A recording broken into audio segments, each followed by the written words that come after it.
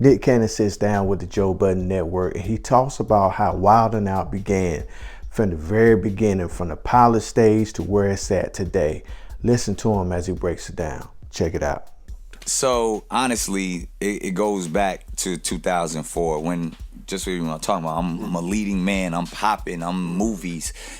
I've stepped away from Nickelodeon, all the television stuff, because now I got a record label and people are saying, Nick, why do you want to go back to television? Why would you ever go back to television? The women. And no, but in that sense, it's like really to put my fam on, my crew.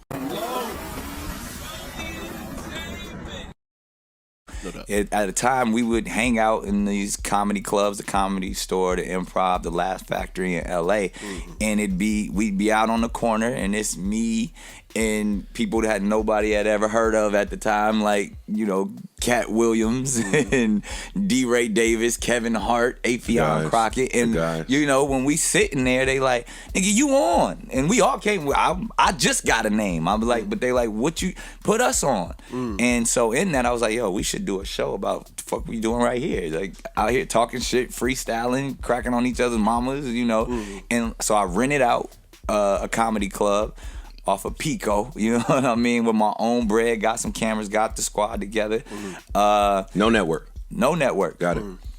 Shot it, you know what I mean? And I had a deal, you know what I mean? I had a deal at MTV. I had been hosting TRL, and I had a deal at BET, and so that's what happens when you get put on. You do deals different places, and they want to see what you got. Yeah. But instead of just going in and pitching some stuff that they didn't understand, I shot it with my own money, and now I had ownership over this thing that I called Wildin Out. Right. And when they saw that, they was like, absolutely want. Like, first pilot episode, it was me, Kevin Hart. Loon was the special guest. I had Loon to come pull up. He was on fire at the time. Shout out to Loon. Yeah, like, and we shot it in this club. The Wildin Out girls was literally like friends. Like, it was.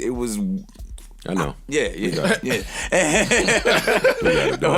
Without dropping the names, it was invisible faces.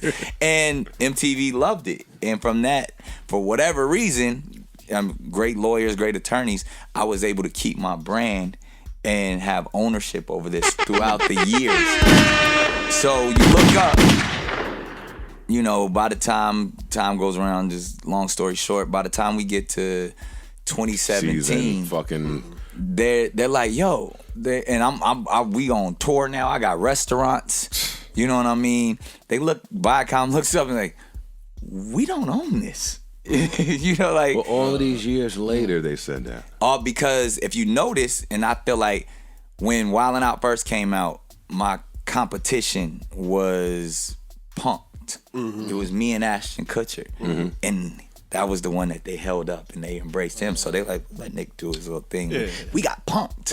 And what Nick's doing over there with the hip hop guys, it doesn't matter. Whatever. And then you outlasted them. And then outlasted them. Then they got another guy that they got really excited about. I was like, oh, we got Ridiculous. Yeah, Ridiculous. Yeah. Like, they had on another that one of those. All right. Another one of those. That's cool. Right. But the whole time I'm over here quiet, grinding. You know, like, and ascending. Yeah. But then they look back and see the numbers in totality and they're like... And then they look up and it's $1 billion brand that has many verticals, from touring, from brick and mortar, merchandise, gaming, restaurants. You're using them words. Like, so none of their other brands have done that. Still their #1 digital brand to this day is Wildin Out.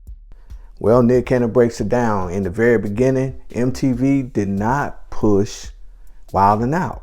It's hard to believe because Nick Cannon had so much success back then on other networks and other shows that they was really focusing on the other shows that even to this day, Wildin Out is their longest running digital brand. It's crazy. Like, share, subscribe. We out.